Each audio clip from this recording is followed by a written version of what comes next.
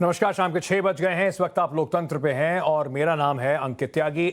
आज सबसे बड़ी खबर जो है वो वही खबर है जिससे हम आज का पूरा बुलेटिन की शुरुआत करेंगे। आपको इसके अलग अलग पहलू से बताएंगे। आर्यन खान केस में एक बड़ा डेवलपमेंट हुआ है। जो लग रहा था कि किस तरह इतनी देर से बहस चल रही है, क्या होगा, उसमें अब ये बात तय हो गई है कि दिवाली कम से कम आर्यन खान अपने घर पे ही मनाएंगे। आर्यन खान, अरबाज मर्चेंट और मुनमुन दामेचा को आज बॉम्बे हाईकोर्ट ने जमानत दे दी है। इसके बारे में और क्या क्या आज कोर्ट में हुआ, इससे क्या क्या निकल के सामने आता है, उन सब बारे में बात करेंगे। देखिए, समझ लीजिए, जमानत है, ठीक है, उनके लिए राहत की बात है। केस अभी खत्म नहीं हुआ है, लेकिन इस पर बड़ी जो बातें हैं वो आपको बताएंगे। उससे पहले इस वक्त की 6 बड़ी खबरें। बॉम्बे हाईकोर्ट से आर्यन खान को बड़ी राहत। कोर्ट ने आर्यन समेत अरबाज और मुनमुन को दी जमानत। 25 दिनों से जेल में बंद थे आर्यन खान। आर्यन खान के वकील सतीश मानिशिंदे ने टाइम्स नाउ भारत से बात की। कहा, शाहरुख खान बहुत विनम्र और हिम्मती हैं, कल जेल से निकल सकते हैं आर्यन। क्रूज ड्रग्स केस के गवाह केपी गोसावी को 8 दिन की पुलिस कस्टडी में भेजा गया। 2018 में धोखाधड़ी मामले में गिरफ्तारी। बॉम्बे हाईकोर्ट से समीर वानखेड़े को बड़ी राहत। गिरफ्तारी से 3 दिन पहले नोटिस देना होगा। सरकारी वकील ने कोर्ट को दिया भरोसा। समीर वानखेड़े की पत्नी ने उद्धव ठाकरे, मुख्यमंत्री महाराष्ट्र को लिखी चिट्ठी। उम्मीद है अन्याय नहीं होगा। आज बाला साहब होते तो महिलाओं पर अत्याचार बर्दाश्त नहीं करते। देश के प्रमुख पॉलिटिकल स्ट्रेटेजिस्ट प्रशांत किशोर की बड़ी भविष्यवाणी। कहा, दशकों तक सत्ता में रहेगी बीजेपी, मोदी सरकार को आसानी से सत्ता से नहीं हटा सकते।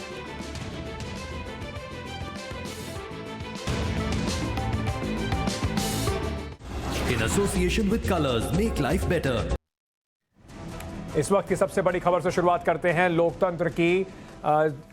आर्यन खान को और साथ ही साथ उनके जो 2 और लोग थे, मुनमुन दामेचा और अरबाज मर्चेंट, तीनों को आज बॉम्बे हाईकोर्ट से 25 दिनों बाद जमानत मिल गई है। बड़ी खबर यही है कि कल जो डिटेल्ड ऑर्डर है वो जेल में पहुंचेगा, तो कल या तो शाम तक या फिर परसों सुबह आर्यन खान और बाकी दोनों जो आरोपी थे इसमें, वो दोनों बाहर जेल से आ सकते हैं। लगातार पिछले 25 दिनों से जब से उनकी गिरफ्तारी हुई थी क्रूज ड्रग्स मामले में, Aryan Khan Arthur Road jail में बंद हैं। और अब बड़ी बात यही सब निकल के सामने आ रही है कि कल या फिर परसों में आर्यन खान वापस अपने घर जा सकेंगे। मैं आपको सीधे अपने सहयोगियों के पास ले चलता हूं। राधिका हमारे साथ मुंबई से जुड़ रही हैं, शिवानी भी हमारे साथ मुंबई से जुड़ रही हैं। मैं आप दोनों से सबसे पहले आपसे जानना चाहता हूं, शिवानी, ये जो आज डिटेल्ड ऑर्डर है वो कल तक आएगा, लेकिन जो बाकी वकील हैं उन्होंने आपसे बातचीत भी करी। आज 2-3 दिन की लगातार गर्मा गर्म बहस के बाद, काफी सारे मुद्दों को उठाने के बाद उनको जमानत मिली है। आगे का प्रोसीजर क्या होगा और कब तक पूरा होने की उम्मीद है?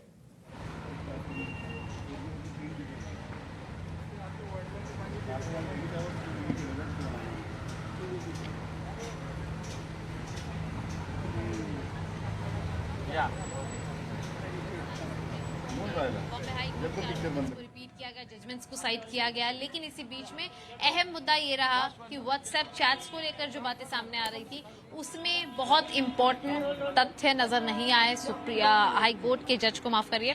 लेकिन एक बात ये भी हो जाती है कि आज एक ही सेंटेंस में तीनों की ही बेल को अलाउड किया गया था बॉम्बे हाई कोर्ट में जस्टिस साबरे द्वारा, जहां पर एक और चीज ये बात होती है कि उन्होंने ग्राउंड्स अभी तक क्लियर नहीं किए हैं कि किन ग्राउंड्स पे इन लोगों को बेल दी गई है, लेकिन बेल एक्सेप्ट कर ली गई है।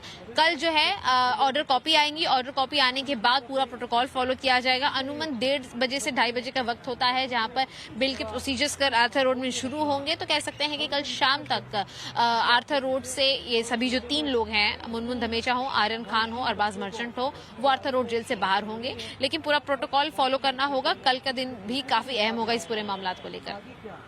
बने रहिए शिवानी। मैं आपको सीधे राधिका के पास ले चलता हूं, उनके साथ विनय भी हैं। वो दोनों इस वक्त मन्नत यानी कि शाहरुख खान के जो घर है वहां पर खड़े हुए हैं। 25 दिनों बाद राधिका, बहुत राहत की बात होगी शाहरुख खान और पूरे परिवार के लिए। लगातार शाहरुख खान इस पूरे मामले पिछले 25 दिनों से, चाहे वो वकील बदलने की बात हो या फिर अपने बेटे से जेल में मिलने की बात हो, पिता के तौर पर उनके लिए आज बहुत राहत की बात होगी।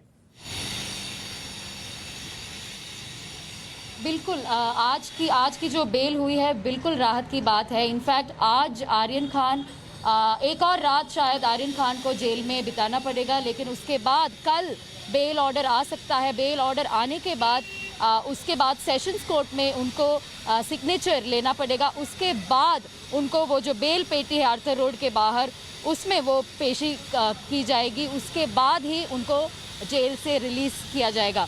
तो इसीलिए शायद एक और दिन आर्यन खान को जेल में रहना पड़ेगा। और अभी हम मन्नत के बाहर है। मैं संवाददाता विनय के पास जाना चाहती हूँ जो इधर के माहौल दिखाएंगे।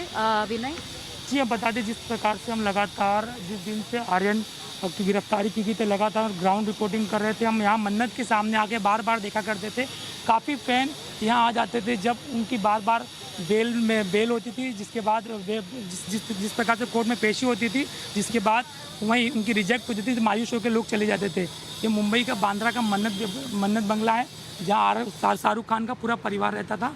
वहीं एक जन की खाली कमी थी जिसे आर्यन की। बता दें लगातार वह इस समय अब आर्यन की इंतज़ार कर रहे हैं लोग। जिस प्रकार से टीवी के माध्यम से लोगों ने देखा कि आज आर्यन को बेल मिल गई है, वहीं काफ़ी लोग यहाँ जमावड़ा मच चुका है देखने के लिए। और वहीं बता दें वहीं पुलिस की सारी बंदोबस्त लगा दी गई है कि यहाँ जमावड़ा इतना हो चुका है कि ऐसा अफरा तफरी का माहौल ना मचे। लेकिन आज बताया जा रहा था, लेकिन जिस प्रकार से आज आर्यन खान बिल्कुल नहीं आ पाएंगे। वहीं राधिका कुछ अगर कुछ फैंस वहां पर हो तो क्या उनसे उनकी प्रतिक्रिया ले सकते हैं? कुछ फैंस से बात हो सकती है वहां पर जो वहां पर खड़े हुए शाहरुख खान के? जी, मैं ट्राई करती हूँ थोड़े फैंस के इधर उनसे रिएक्शन लेने के लिए। आप इधर आर्यन खान की खबर सुन के आए हैं क्या? हाँ, क्या सुने आपने? कि उनको बेल मिला। हाँ। आप इधर शाहरुख खान के फैन हैं? हाँ, बहुत बड़ा फैन है। हाँ, तो आपको क्या लगता है कि अभी आएंगे इसीलिए आप दौड़ के आए? कि आपको लगता है कि वो अभी घर आएंगे? अभी घर है, इसके लिए हम आए इधर। हाँ, आप क्यों आए? मैं शाहरुख खान और आर्यन खान के लिए आए। आर्यन खान की जमानत तो आपको किसी ने बोला कि अभी आ जाएंगे जेल से, ऐसा कोई खबर आई क्या? नहीं। हाँ, लेकिन बेल मिल गया वो तो पता चला। वो पता चला। हाँ, लेकिन अभी नहीं आएंगे, शायद कल ही आएंगे। तो आप तो आप वापस आने वाले हैं। आपको कैसा लग रहा है कि उनको बेल मिला है? अच्छा लग रहा है। हाँ, आपको कैसा अच्छा लग रहा है। तो जैसे आप देख सकते हैं ये जो फैंस है आर्यन खान के बेल की खबर सुन के ही इधर आए हैं। और शायद इनफैक्ट 1 घंटे पहले बहुत ही कम लोग थे। जैसे जैसे रात हो रही है और भी लोग इनफैक्ट गैदर हो रहे हैं, क्योंकि बहुत लोग समझ रहे हैं कि आज ही आर्यन खान आएंगे। लेकिन कुछ लोग को पता है कि वो आज नहीं आने वाले, इसीलिए कल और भी लोग आने की संभावना है इधर। और भी लोग का क्राउड इधर होने का चांसेस है। As you can see traffic भी बहुत है, पुलिस का भी बंदोबस्त है इधर। सो इधर माहौल थोड़ा बहुत ही क्राउड है इधर। So and also fun and enjoyment and a lot of happy faces also all around. That's absolutely what, because जो फैंस होते हैं वो कहीं ना कहीं इतना जुड़ जाते हैं इन स्टार्स के साथ कि उनके जीवन में जो भी उतार चढ़ाव आते हैं वो उसको बहुत पर्सनली इनफैक्ट उसको महसूस करते हैं। मैं आप तीनों से दरख्वास्त करूंगा हमारे साथ बने रहिए। मैं फटाफट आपको बताता हूं कि जब बेल का ये ऑर्डर आया, क्योंकि 2 दिन लगातार बहस चली, आज तीसरा दिन था बहस चलने का। एनसीबी की तरफ से भी आज बहस हुई, उनके बारे में आपको बताएंगे। पर उससे पहले जैसे ही बेल हुई, जो वकील थे, चाहे मुकुल रोहतगी हो, सतीश मान शिंदे हो, उन्होंने आके क्या क्या बताया ये सब आपको सुनवाते हैं। आज कोर्ट ने तीनों का सुनवाई करके 3 दिन के लिए तीनों को बेल दी है। आर्यन खान, अरबाज और मोनमोन। बाकी लोगों को जो भी अप्लाई करेंगे उनका डिसाइड बाद में हो जाएगा। लेकिन ये तीनों ने कोर्ट के सामने अर्ज की थी, तीनों छूट गए हैं। सर ये तीनों बाहर कब आएंगे सर? ग्राउंड जो भी है कल साहब दे देंगे, उसके बाद हम आपको कॉपी डिस्ट्रीब्यूट कर देंगे। और जब तक ऑर्डर हाईकोर्ट से नहीं निकलती है वो जेल से नहीं निकलेंगे। इसीलिए हम आपको सबसे शांति से प्रार्थना है कि तब तक आप प्लीज वेट कीजिए और don't ask for any comments. Thank you very much. Aryan Khan, Munmun and Arbaz Khan. The court has heard the case for more than 2 or 3 days and the court has granted bail just now. The detailed order will be given tomorrow and hopefully all the 3 petitioners will come out of jail either tomorrow or on Saturday. आज high court ने दोनों side की दलीलें सुन के 3 accused को bell grant करा है। Aryan Khan number 1, Arbaaz Merchant number 2 and एक लड़की है उसका नाम है मुनमुन धमेचा। उन तीनों को आज हाई कोर्ट ने बेल दिया है। पक्का डिटेल्ड ऑर्डर कल मिलेगा और मुझे उम्मीद है कि ये तीनों अक्यूज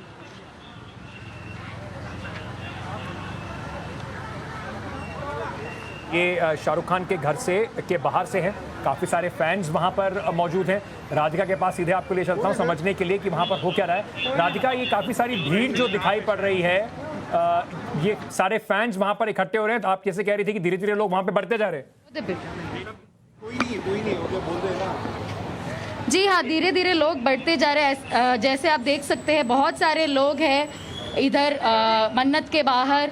इनफैक्ट आप सिक्योरिटी भी देख सकते हैं, एटलीस्ट 10 to 15 10 से 15 पुलिस लोग भी इधर है। और बहुत ही स्ट्रिक्ट डिप्लॉयमेंट है मन्नत में, जैसे आप देख सकते हैं। और बहुत सारे फैंस इधर गैदर हुए हैं। हम कुछ फैंस के पास से रिएक्शन लेने की कोशिश करते हैं। आप ओके, they're not coming. अच्छा, हाँ, we'll try to get the fans in a bit. You're all Shahrukh fans. You've come after you heard about the bail. आप क्या शाहरुख फैंस हैं? आपने आर्यन खान के बेल के बारे में सुना? क्या तो आपको क्या लग रहा है अभी? Very very good, very very good. हम बांग्लादेश से है, यहाँ पर अच्छा, बांग्लादेश से है। तो आपको कैसे सुनाई पड़ा कि इनको बेल मिला? টিভি में লাগছে, খুব ভালো লাগছে। আমরা হচ্ছে টিভিতে দেখছি, নিউজ পেপার দেখছি, আবার নিউজ পোর্টাল, ইন্টারনেট নিউজ পোর্টালে দেখছি। न्यूज से पता चला? হ্যাঁ হ্যাঁ, তো খুব ভালো লাগছে। मैं बनारस से आया। अच्छा, और आपको किसने बोला कि इनको बेल मिला? न्यूज से पता चला? जी जी हाँ, आप शाहरुख के फैन हो? जी। ओके, तो आपको क्या लगता है ये पूरा केस के बारे में क्या लगता है? अभी तो मैं नहीं बता सकता मैम, मैं तो आज पहली बार आया बनारस काशी से। हाँ। यही देखा तो बहुत भीड़ था, तो इसकी वजह से मैं आगे अंदर देखने तो के लिए। आपको पता चला उसके बाद कि उनको बेल मिली है? आप भी Shahrukh? Okay, all right. So there is इधर बहुत सारे लोग हैं और डिप्लॉयमेंट भी बहुत सारा है। और जैसे रात होएगी तो और भी लोग आएंगे। इनफैक्ट कल जो है इधर बहुत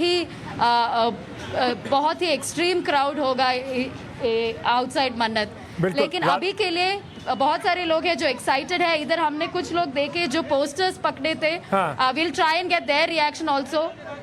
बिल्कुल, तो वो पोस्टर्स जब तक राधिका वहां पहुंचती हैं उन फैंस के पास, राधिका को थोड़ा समय देते हैं। राधिका, आप कोशिश कीजिए वो पोस्टर्स वाले फैन अगर हमें मिल पाए। पर मैं आपको सीधे इस वक्त ले चलता हूं वरिष्ठ अधिवक्ता KTS तुलसी से आपके पास। तुलसी साहब हमारे साथ जुड़ रहे हैं। सर, बहुत बहुत शुक्रिया हमसे जुड़ने के लिए लोकतंत्र में।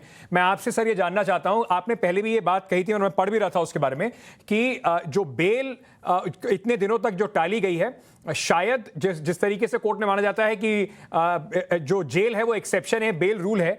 25 दिन लग गए यहां तक पहुंचने में। हाईकोर्ट से आज बेल जरूर हो गई है, लेकिन दोनों तरफ से बड़ी तीखी बहस हुई। क्या ग्राउंड्स आपको लगते हैं जो जज साहब को इसमें पूरे मामले में कंसिडर किए होंगे?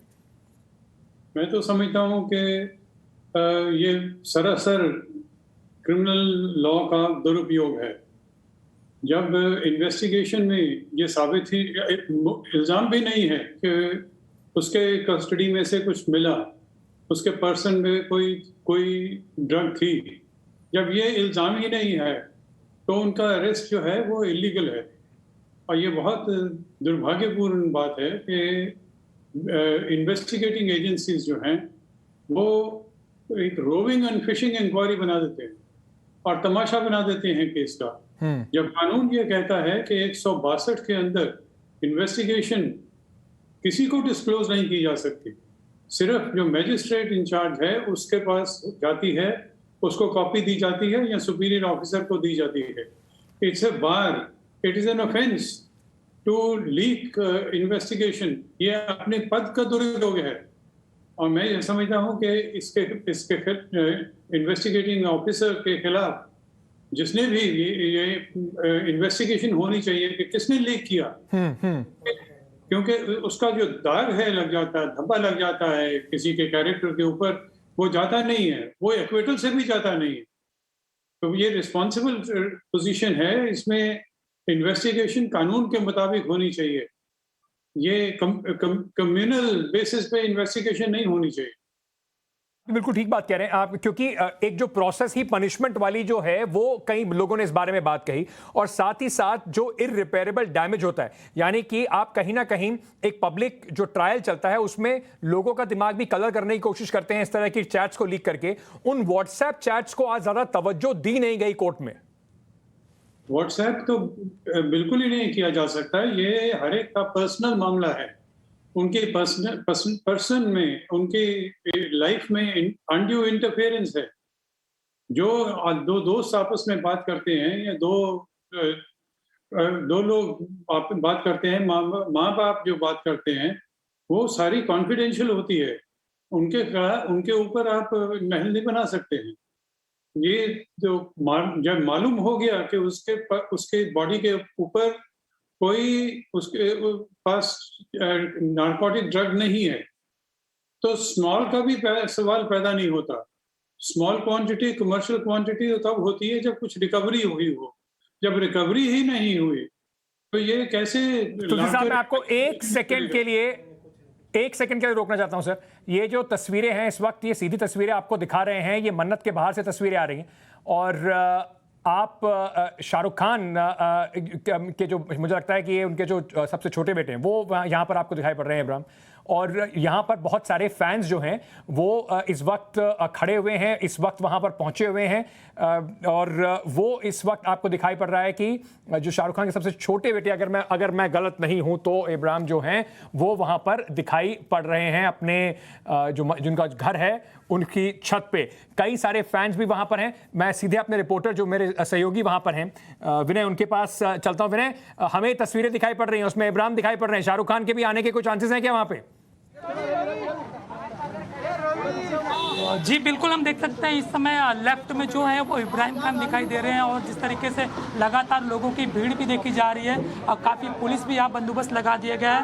जिस प्रकार से देखा जा रहा है कि ये जो मन्नत बंगले के ऊपर जो दो है, उसमें से लेफ्ट वाला जो है वो इब्राहिम खान बताया जा रहा है। जिस प्रकार से हम कैमरे से हम दिखाना चाहते हैं कि जिस तरीके से कि वो इब्राहिम खान है, वो हाथ दिखाते हुए लोगों को नज़र आ रहे हैं। देख सकते हैं किस तरीके से हाथ दिखा रहे हैं, और लोगों की यहाँ लगातार भीड़ दिखती हुई नज़र आ रही है। बता दें कि वो वही इब्राहिम खान है।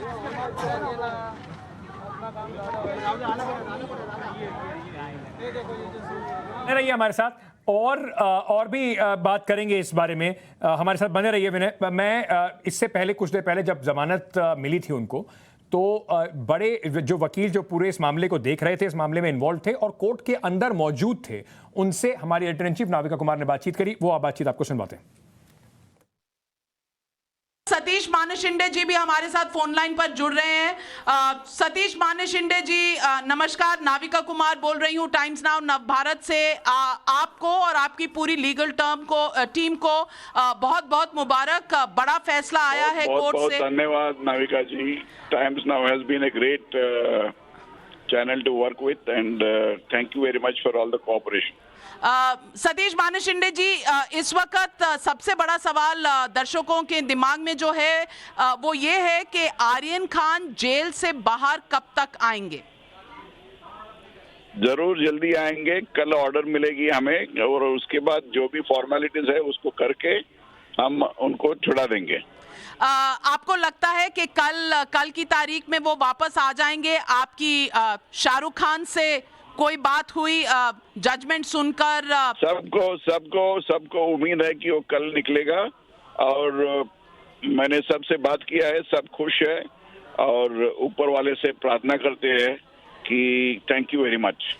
सतीश मानेशिंडे जी, पिछले कुछ दिनों और कुछ हफ्तों से आप जरूर शाहरुख खान जी के साथ टच में होंगे लीगल स्ट्रैटेजी के लिए। उनकी मनोस्थिति कैसी रही और इस वक्त कैसी है? शाहरुख खान बहुत हम्बल आदमी है, बहुत टफ है, और जो भी सिचुएशन है उसको सामने करने की उनको ताकत है, और उससे ज्यादा मैं आपसे किसी चीज पे टिप्पणी नहीं करना चाहता हूँ कि बहुत पर्सनल आर्ग्यूमेंट्स जो कोर्ट में पेश की गई, कौन सा आर्ग्यूमेंट टर्निंग पॉइंट रहा? जज साहब ने कोई रीजनिंग ऑर्डर नहीं दिया अभी तक, और मेरे ख्याल से जो भी हमने आर्ग्यू की है सब एक्सेप्टेबल थे जज साहब को, इसीलिए उन्होंने बेल दी है। हमारे साथ जुड़ने के लिए सतीश मानेशिंडे जी, आपका बहुत बहुत धन्यवाद। Thank you for joining us here.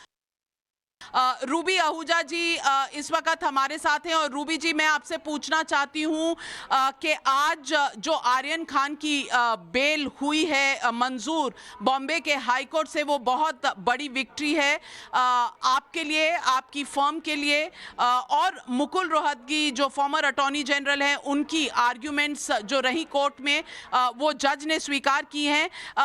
किस बेसिस पर जज ने ये बेल मंजूर की है, अगर आप हमारे दर्शकों को समझा सकें कि ग्राउंड्स क्या थे बेल देने के? नाविका जी थैंक यू। सबसे पहले तो मैं आपको ये बताना चाहूंगी कि ऑनरेबल जज ने अभी अपना पूरा फैसला नहीं सुनाया है, रीजनिंग कल आएगी। आज सिर्फ ये बोला गया है कि बेल एप्लीकेशंस आर अलाउड, तो इस बात का जवाब देने के लिए हमें कल तक इंतजार करना पड़ेगा क्योंकि अभी तक रीजनिंग नहीं आई है। तो कल डिटेल में फैसला आएगा और पता चलेगा कि what points which we made the judges have considered those, but we had made, हमने जो बेसिकली अपने आर्ग्यूमेंट्स वो दिए थे कि ना तो कोई पोजेशन का केस है, इसलिए कोई केस अंदर रखने के लिए बनता नहीं है, and this was a fit case for the grant of bail. बाकी एज आई सेड कल फैसले का इंतजार हमें सबको थोड़ा सा करना पड़ेगा। रूबी जी मैं आपसे सवाल एक और पूछना चाहती हूं कि हमें ये पता चला है, और मुकुल जी ने भी अपने छोटे से वक्तव्य में ये कहा था कि पूरा डिटेल्ड ऑर्डर कल तक आएगा, तो आपके अनुमान से, क्योंकि आपने ऐसे केसेस कई हैंडल किए हैं, आपके अनुमान से ऑर्डर आने के बाद रिहाई कब तक होगी आर्यन खान की आर्थर रोड जेल से, क्योंकि दर्शकों की इसमें उत्सुकता रहेगी? नाविका जी हम तो पूरी कोशिश करेंगे कि कल ही हो जाए रिहाई। बाकी जो कानूनी कार्यवाही है उसमें जो थोड़ा बहुत समय लगता है वो तो लगेगा ही, कागज वगैरह जाते हैं आगे, बेल बॉन्ड फाइल होता है, तो उसके लिए थोड़ा वेट करना पड़ेगा। वी आर क्वाइट होपफुल कि कल तक रिहाई हो जाने चाहिए, बाकी हम ऑर्डर का इंतजार करेंगे। रूबी जी आज एनसीबी ने भी कुछ दलीलें रखी थी। सबसे बड़ी बात जो मुकुल रोहतगी जी के आर्ग्यूमेंट्स में थी वो ये थी कि ना कंजम्पशन की कोई टेस्ट थी, ना रिकवरी हुआ कोई आर्यन खान से, और तीसरी बात जो व्हाट्सएप चैट्स लीक हुए थे जिनकी कहा जा रहा है कि 2018-19 के ये व्हाट्सएप चैट्स थे, ना कोई रेलेवेंस थी इस केस के साथ, और साथ ही में उन्होंने कहा था कि जो फोन लिया गया था, सीज किया गया था एनसीबी के द्वारा, उसमें पेपर वर्क भी नहीं था। ये दलीलें कितनी असर दिखा रही थी जज के सामने, ये जानना चाहते हैं हमारे दर्शक। नाविका जी वो तो खैर कल ऑर्डर ही बताएगा, बट ये जरूर बात है कि हमने ये दलील पेश की थी कि जो फोन सीज हुआ है वो उसका पेपर वर्क पूरा नहीं था, अगर मैं आसान शब्दों में आपके दर्शकों के लिए बोलूं। As far as WhatsApp chats are concerned, उसके ऊपर कोई बहस आज नहीं हुई है। रूबी जी आप पिछले ऑर्डर का बाकी आप पिछले कुछ दिनों से बॉम्बे में रही होंगी, आपकी शाहरुख खान जी से भी बात हुई होगी, क्या वो कॉन्फ्रेंसेस में लीगल स्ट्रैटेजी में पूरे इन्वॉल्व थे? इसके बारे में अगर आप हमारे दर्शकों को कुछ बता सकें कि उनका मनोबल कैसा था, या इस विक्ट्री के बाद जो जजमेंट प्रनाउंस की बेल का ऑर्डर जो आया उसके बाद आपकी शाहरुख खान से कोई बात हुई? नाविका जी मैं अभी बिल्कुल नहीं मिली हूँ किसी को, मैं अभी कोर्ट से निकली हूँ और कोर्ट में प्रॉपर मेरी बात भी नहीं हुई है किसी से, तो उसका जवाब मेरे पास अभी तो नहीं है। But I am sure as everybody, I think शायद थोड़ा देश ही खुश है आज, तो वो भी खुश ही होंगे क्योंकि this was a big thing for everybody and we are of course very happy. Thank you Ruby Singh Ahuja. मैं आपसे रिक्वेस्ट करूंगी कि टाइम्स नाउ नव भारत पर सवाल पब्लिक का शो पर आप हमारे साथ जरूर जुड़ें। हम आपके साथ संपर्क में रहेंगे और 8 बजे हमारे सवाल पब्लिक का शो पर आप जरूर जुड़ें। पर इस वक्त हमारे साथ जुड़ने तो आप इस वक्त सुन रहे थे जो बड़े लॉयर्स पूरी लीगल स्ट्रैटेजी के पार्ट थे। शाहरुख खान लगातार इस पूरी लीगल स्ट्रैटेजी पर ऑफ कोर्स एक पिता होने के नाते अपनी पूरी नजर बनाए रखे हुए थे। किस तरीके से वो एक के बाद एक लॉयर्स को लेकर आए, सतीश मान शिंदे को, उसके बाद अमित देसाई को, और फिर मुकुल रोहतगी को भी इस मैदान में उतारा हाई कोर्ट में अपने बेटे के लिए जमानत के लिए। देखिए, एक बात आपको समझाना चाहता हूं, परिवार के लिए राहत की बात जरूर होगी, 25 दिन से जेल में रहे, लेकिन अभी फिलहाल ये सिर्फ बेल का एक ऑर्डर है। इसका इस केस पर जो केस का फाइनल निर्णय होगा, जो ट्रायल चलेगा, उस पर क्या और कितना असर होगा ये देखने वाली बात होगी। लेकिन आमतौर पर अभी भी आर्यन खान को अदालत का सामना करना पड़ेगा, अपने आप को निर्दोष अदालत में साबित करना पड़ेगा। लेकिन अब बेल का क्योंकि ऑर्डर आ गया है तो किस तरीके से पूरा प्रोसेस होगा उसके बारे में आपको फटाफट बता देता हूं। अब बाहर आने के लिए जो पूरी प्रक्रिया है, ऑर्डर की कॉपी सबसे पहले स्पेशल एनडीपीएस कोर्ट में जमा करवानी होगी। उसके बाद जो बेल रकम या जो भी उसमें जो कंडीशंस लगाई जाएगी, दस्तावेज होंगे, उनको पूरे तरीके से रिलीज ऑर्डर जब मिल जाएगा तो रिलीज ऑर्डर उसके बाद जारी होगा। तीसरा, उसके बाद रिलीज ऑर्डर को जेल के बाहर लगी जमानत पेटी में फिर डाला जाएगा। जमानत पेटी सुबह 6 बजे से शाम 5 बजे तक खोली जाती है। बॉक्स में से निकलने वाले रिलीज ऑर्डर के आधार पर रिहाई की प्रक्रिया होती है। डॉक्यूमेंट्स वेरीफाई करने के बाद आरोपी को रिहा किया जाता है। तो ये कल, अगर आप ये भी माने तो कुल मिला के ये समझ के रखिए कि कम से कम शाम को ही आर्यन खान जल्दी से जल्द जो होगा कल शाम को ही बाहर आएंगे। आज की रात उन्हें जेल में गुजारनी पड़ेगी। साथ ही साथ मैं इस वक्त सीधे आपको लिए चलता हूं विकास सिंह साहब के पास, फॉर्मर एएसजी हैं, वरिष्ठ अधिवक्ता हैं। विकास जी, बहुत बहुत शुक्रिया हमसे बात करने के लिए। शुरुआत में जब ये केस आया था तब आप मेरे साथ इसी शो पर थे और मैंने आपसे तब भी ये पूछा था कि क्या ये जो पूरा जो केस है इसमें इतने आपको तथ्य दिखाई पड़ते हैं कि ये मजबूती से खड़ा रह पाए। अभी क्योंकि सिर्फ बेल मिली है तो मैं इस पे और टिप्पणी तो नहीं करूंगा, आपकी इस पे प्रतिक्रिया क्या है सर? बहुत सारे लूपहोल्स दिखाई पड़े कम से कम बहस में, एनसीबी के पूरे केस में। देखिए, मैं तो शुरू से कह रहा हूं कि ये केस को मिस हैंडल किया गया आर्यन खान की तरफ से। ये केस लोअर कोर्ट में इसको रखना ही नहीं चाहिए था, एक दिन में इसको हाई कोर्ट ले जाना चाहिए था। क्योंकि आप इसमें बहुत अहम बात यह है कि पोजेशन कुछ भी नहीं था उनके पास, क्वांटिटी कुछ भी नहीं बरामद हुई।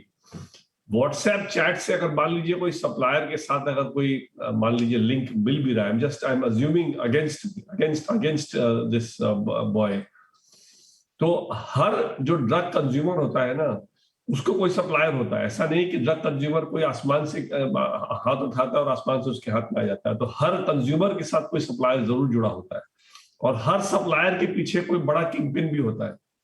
इसलिए कंज्यूमर की कैटेगरी जस्ट बिकॉज कि उसमें कोई सप्लायर का कोई डिटेल का नाम हो, उससे उस केस को आप बड़ा नहीं कर दे सकते। आप ये नहीं कह सकते कि ये केस अब फर्क हो गया क्योंकि इसमें फोन में कुछ सप्लायर का नाम आ गया है, क्योंकि वो एक अमूमन बात वो है। मैं तो कहता हूं कोई ड्रग से अगर कोई ड्रग एडिक्ट पकड़ा जाता है जिसमें ड्रग्स उसका कंजम्पशन का एडमिटेड केस हो, उसको आप जेल ले जाते हैं या रिहैब सेंटर ले जाते हैं, आप जेल नहीं ले जाते हैं उसको। इसलिए ये केस शुरू से ही बिल्कुल बेबुनियाद बना था। शाहरुख खान जी को गलत एडवाइस किया गया कि लोअर कोर्ट में बेल अप्लाई करें। अगर मैं इनका केस हैंडल करता तो नेक्स्ट डे हाई कोर्ट ले जाना चाहिए था, नेक्स्ट डे रिलीज होता है इसमें, क्योंकि इसमें कोई केस ही नहीं है इनके ऊपर जो कि नारकोटिक्स कंट्रोल ब्यूरो का। और शायद, अब मैं शुरू से कह रहा हूं कि शायद कोई बड़े साजिश को बचाने के लिए लोगों का ध्यान अलग किया गया इस केस में आर्यन खान के ऊपर वो डाल करके, क्योंकि ये केस जो है बनाना बिल्कुल हर तरह से कानूनी तौर पे, क्योंकि आप अगर इस कानून को एग्जामिन करिए तो इस कानून में क्वांटिटी ऑफ पोजेशन से सजा तय होती है। बिल्कुल, पोजेशन प्री रिक्विजिट है, बिना पोजेशन के तो कोई इसमें केस चल ही नहीं सकता अनलेस कि आप सप्लायर हो। ये सप्लायर का केस नहीं था, इनमें मैक्सिमम केस जो बनाया उन्होंने मैक्सिमम, इनमें कुछ फोन नंबर्स ऐसे हैं जिसमें सप्लायर से लिंक हो, तो वो तो हर कंज्यूमर के केस में लिंक होता है। तो इसलिए मेरे हिसाब से ये इस केस को फर्क नहीं बनाया जा सकता। कॉन्शियस पोजेशन की उन्होंने बार बार बात कही। उन्होंने ये भी कहा कि एक बड़ी कॉन्स्पिरेसी से जुड़ा हुआ है, इंटरनेशनल कॉन्स्पिरेसी है। लगता है कि इस थ्योरी को पैर नहीं मिल पाए। पैर मिलने की बात तब होती ना अगर उनका ये एलिगेशन होता। आई एम नॉट सेइंग कि वो उनका खुद का एलिगेशन होता कि आर्यन खान एक सप्लाई चेन के हिस्सा है। अब उनका केस भी नहीं है ये। अगर केस से कंज्यूमर की हैसियत से किसी पेडलर से अगर हमारी उस फोन पे बात हुई भी है तो फिर भी वो कंज्यूमर ही रहेगा, वो पेडलर नहीं बन जाएगा जी। आप इस बात को कानूनी कॉन्सेप्ट को समझने की कोशिश कीजिए। कंज्यूमर कभी भी कोई किसी न किसी से लेता ही है ड्रग, कोई भी कंज्यूमर हो। ये तो कंज्यूमर खैर नहीं थे, इनके पास तो पाया भी नहीं गया। मैं कह रहा हूँ वर्स्ट केस में अगर कंज्यूमर मान भी लिया जाए तो कंज्यूमर के पास हमेशा कोई ना कोई सप्लायर होता ही होता है। इसलिए सप्लायर से उसका लिंक होना उसको कंज्यूमर से सप्लायर में नहीं बदल देगा। बिल्कुल बिल्कुल। ये एनसीबी का केस भी नहीं है कि ये सप्लायर है या ये पेडलर है। अगर ये सप्लायर या पेडलर नहीं है तो इनको कंज्यूमर का ही हैसियत रखा जाएगा और उसमें पोजीशन जरूरी है। बिना पोजीशन केस ये बन नहीं सकता। सर मैं अंत में आपसे पूछना चाहता हूं कि क्योंकि अभी ये सिर्फ बेल मिली है, जैसे आपने बताया कि पहले भी मिल सकती थी अगर थोड़ा स्ट्रैटेजी और बेहतर होती, लेकिन इसका पूरे केस पर क्या असर पड़ेगा? क्योंकि केस पे क्या जो अभी बेल के जो ग्राउंड होंगे उसका कोई मायने रखता है? देखिए बेल पे कोई ग्राउंड से मायने नहीं रखता ट्रायल पे, क्योंकि ट्रायल तो इंडिपेंडेंट चलता है और जब भी कोई बेल कोर्ट ग्रांट करता है ना वो कह देता है कि जो भी ऑब्जर्वेशन हम कर रहे हैं इसको ट्रायल पे इफेक्ट नहीं करेगा। लेकिन जो बातें मैं कह रहा हूं आपसे जी वो ट्रायल पे हेल्प करने वाली बातें हैं। बेल से कोई मतलब नहीं इसको, ये तो लार्जर पॉइंट की बात है। बिल्कुल। जब केस बनता ही नहीं तो ट्रायल में क्या चलेगा? केस कुछ भी नहीं चलेगा। खाली जो इन्होंने समीर वानखेड़े को जो मीडिया पब्लिसिटी मिल गई, आज पूरा इंडिया जान गया समीर वानखेड़े हैं जिन्होंने किसी बड़े आदमी को अरेस्ट किया, बस इतना ही इसको फायदा मिलेगा और इससे ज्यादा इसको फायदा कुछ भी नहीं मिलेगा। सर इससे क्या कहीं ना कहीं कुछ वीकनेसेस क्रिमिनल जस्टिस सिस्टम की भी सामने आती हैं कि इस तरीके के केसेस में बेल आसानी से नहीं मिलती, लोअर कोर्ट से बेल नहीं मिल पाती, और ये सिर्फ आर्यन खान की बात नहीं है, ऐसे कई लोग होंगे जो ऐसे केसेस में जेल में सड़ रहे हैं। देखिए ये आर्यन खान को भी इतना लंबा सफर करना पड़ा। आप सोचिए कोई आम आदमी होगा जो मुकुल रोहतगी जैसा वकील को अफोर्ड नहीं कर सके, उसकी तो हालत सालों पड़ा रहता है वो जेल में इस तरह से ऐसे बोगस केसेस में। इसलिए ये हमारे क्रिमिनल जस्टिस सिस्टम का बड़ा फ्लॉ है और मैं इसके लिए कहता हूं कि हमारे पास जजेस की क्वालिटी इंप्रूव करनी पड़ेगी। जो जजेस जो है लोअर कोर्ट के जजेस खास करके हैं जिनको की कानून की समझ नहीं है, जो इतना टाइम लगा दिया एक तो, और उसको बेल नहीं ग्रांट किया इतने टाइम लगाने के बावजूद भी, तो कहीं ना कहीं उनकी एक अंडरस्टैंडिंग, कानून की अंडरस्टैंडिंग में बहुत बड़ी कमी है जिसके वजह से उन्होंने इस मामले को इतना लंबा खींचा। तो इसलिए मेरे हिसाब से ये जो एक इस तरह के खास करके जो स्पेशल इनैक्टमेंट्स हैं एनसीबी टाइप के या इवन एनफोर्समेंट डायरेक्टरेट, इन सब कानून को डील करने वाले जज को एक अलग से ट्रेनिंग मिलनी चाहिए कि उसको समझ में आए कि इस कानून का औचित्य क्या है, इस कानून का क्या पर्पस क्या है। इस कानून का पर्पस सिर्फ पेडलर को पकड़ने का, इसीलिए क्वांटिटी इंपॉर्टेंट है। बिल्कुल। अगर स्मॉल क्वांटिटी को कंज्यूमर ही माना जाता है इसलिए उसकी सजा सिर्फ 1 साल होती है जो बेलेबल होता है। अगर भी इंटरमीडिएट क्वांटिटी है तो उसकी 10 साल सजा होती है, उसको कंज्यूमर नहीं माना जाता है, उसको एक डीलर माना जाता है। बिल्कुल। और जो लार्ज क्वांटिटी होती है उसकी 20 साल सजा होती है, वो बड़ा डीलर माना जाता है, छोटा। सो इसलिए डीलर के लिए ही ये कानून बना है, कंज्यूमर के लिए कानून ये बना ही नहीं। बहुत बहुत शुक्रिया सर हमसे जुड़ने के लिए, हमें अपनी बात बताने के लिए, क्योंकि एक पूरी बहस इस पे शुरू हो गई है क्रिमिनल जस्टिस सिस्टम को लेकर भी, ऐसे केसेस में और ऐसे कई और ऑफेंसेस में भी। बहुत बहुत शुक्रिया हमसे जुड़ने के लिए विकास सिंह साहब। वक्त हो गया, फटाफट आपको बताते हैं कि 10 हेडलाइन इस वक्त क्या है। इस पूरे केस में एक बड़ा सवाल ये भी उठ रहा है, और इस केस के अंदर जो आर्यन खान का केस है वो सिर्फ आप समझ लीजिए कि एक ट्रिगर है। जो कोर्ट में मुकुल रोहतगी ने कहा कि क्या जो एंड यूजर है, कंज्यूमर है, उसको किसी तरीके से क्रिमिनल के तौर पे देखा जाए या उसको एक विक्टिम के तौर पे देखा जाए, एक एडिक्ट के तौर पे देखा जाए और उसके लिए थोड़ी सहानुभूति हो। अभी जो एनडीपीएस का एक्ट है वो कहता है कि कंजम्पशन करना भी एक कानूनी अपराध है, उसके हिसाब से वो क्रिमिनल जस्टिस सिस्टम के अंदर आता है, उसको क्रिमिनल की तरह, एक्यूज की तरह ट्रीट किया जाता है।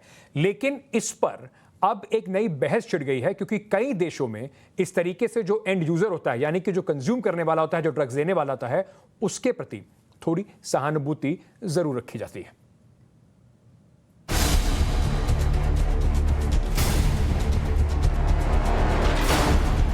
जो ड्रग लेता है उसको ड्रग मुक्त करना चाहिए, वो हमारे मंत्रालय की जिम्मेदारी है। तो इसीलिए इसको ड्रग लेने वाले को जेल में नहीं प्रवेश देना चाहिए। केंद्रीय सामाजिक न्याय एवं अधिकारिता राज्य मंत्री रामदास आठवले और उनके मंत्रालय का खुद मानना है कि ड्रग्स लेने वाले को जेल में नहीं भेजना चाहिए।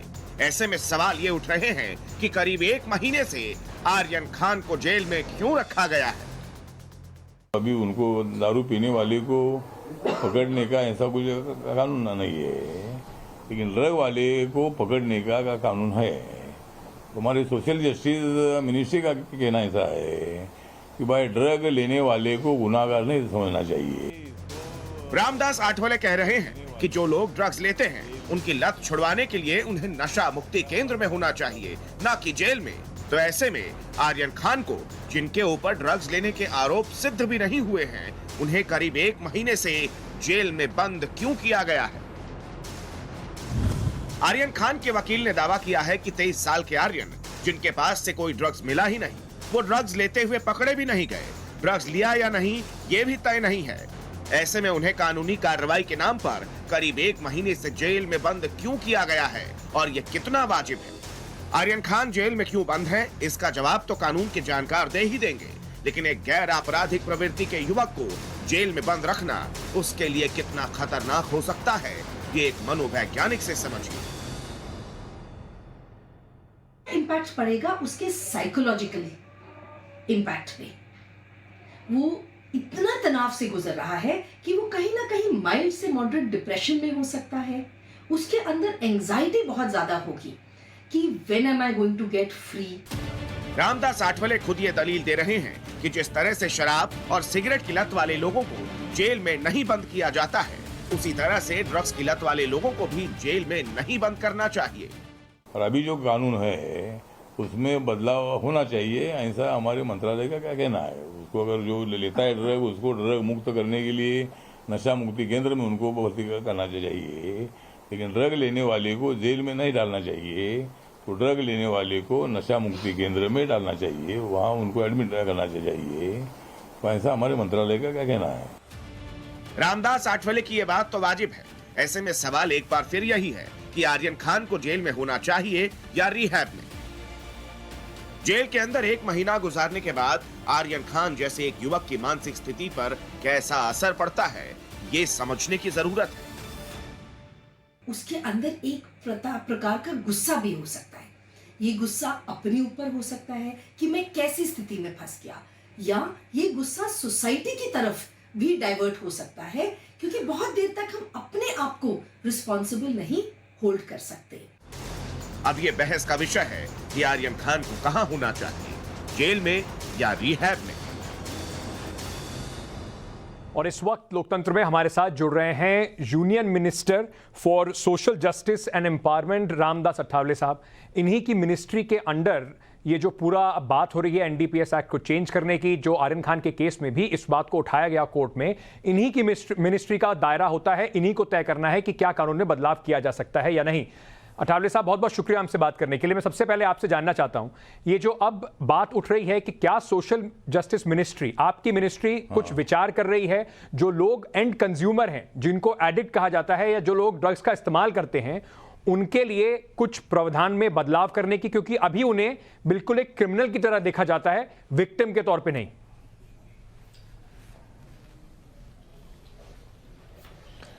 हाँ, मतलब अंकित जी, हमारा मंत्रालय ये विचार कर रहा है कि जिस तरह मतलब लोग नशा करने वाले लोग हैं, उनको नशा मुक्त करने की जिम्मेदारी हमारे मंत्रालय की है। और हमारे सैकड़ों नशा मुक्त के केंद्र है, वहाँ उनको भर्ती करके 1 महीना 2 महीना वहाँ रखकर वो नशा मुक्त होते हैं। तो इसी तरह हमारे मंत्रालय का कहना ऐसा है कि ड्रग लेना जो है, ये अभी तो कानून ऐसा है कि ड्रग लेना का गुनाह है, बेचना गुनाह है, स्मगलिंग करना का गुनाह है, रखना का गुनाह है। तो इसीलिए मतलब आर्यन खान जो है या फिल्म इंडस्ट्री के सैकड़ों लोगों को एनसीबी ने अरेस्ट किया था। हमारे मंत्रालय का कहना ऐसा है कि भाई उनको अरेस्ट नहीं करना चाहिए, लेकिन इसके लिए कानून में बदलाव करने की आवश्यकता है। उस पर हमारा मंत्रालय विचार कर रहा है, और कानून में बदल हो जाएगा तो ड्रग लेने वाले को जेल में डालने के बजाय उनको नशा मुक्ति केंद्र में मतलब भर्ती करना चाहिए और उनको नशा मुक्त करना चाहिए। तो इसी तरह की भूमिका हमारे मंत्रालय की है। अंकित गुप्ता जी, बहुत सारे लोग ऐसे हैं, जैसे एक आपके मंत्रालय की रिपोर्ट है कि देश में 3 करोड़ से ज़्यादा लोग ऐसे हैं जो गांजे का या और इस तरह के पदार्थों का इस्तेमाल करते हैं। उनको लेकर भी एक बड़ा सवाल है, क्या उसकी तरफ भी आपकी मिनिस्ट्री कुछ सोच रही है?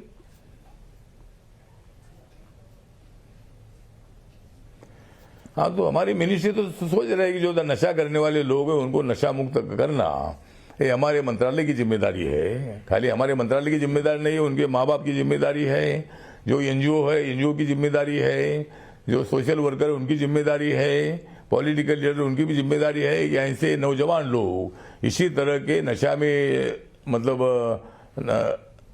नशा में उन्होंने नहीं जाना चाहिए, नशा नहीं करनी चाहिए। तो उसके लिए भी हमारा मंत्रालय गंभीरता से विचार कर ही रहा है। और अभी ऑलरेडी हम बहुत सारे लोगों को, दारू पीने वाले लोगों की दारू छोड़ दी है। गांजा लेने वाले हो, ड्रग लेने वाले हो या ऐसा जो भी नशा के पदार्थ लेने वाले लोग हैं उनको नशा मुक्त करने का काम हम लोग कर रहे हैं। अंकित जी, बहुत बहुत शुक्रिया सर हमसे बात करने के लिए, अपनी मिनिस्ट्री का जो आपका ये पूरा प्रपोजल है, इस पे जो सोच विचार चल रहा है उसके बारे में बताने के लिए, लोकतंत्र में जुड़ने के लिए आपका बहुत बहुत शुक्रिया। तो रामदास अठावले पूरे कानून में बदलाव करके जो ड्रग्स लेते हैं उनको, जैसे कि अभी शराब के लिए नशा मुक्ति केंद्र चलता है, उनको रिहैबिलिटेशन सेंटर में भेजने की बात कर रहे हैं, क्योंकि शायद बार बार सवाल यही है और इस पर एक खुली बहस भी होनी चाहिए, विचार भी होना चाहिए कि क्या जो ड्रग एडिक्ट्स हैं उनकी जगह जेल में है या फिर उनको मदद देनी चाहिए इस लत से बचने के लिए, छूटने के लिए। लोकतंत्र में आज इतना ही। कल फिर मिलेंगे आपसे बड़े मुद्दों की, जो आपसे जुड़े हुए हैं, उन मुद्दों की पड़ताल लेकर, उन मुद्दों से जुड़े हर पहलू को लेकर, शाम 6 बजे टाइम्स ऑफ भारत पर। तब तक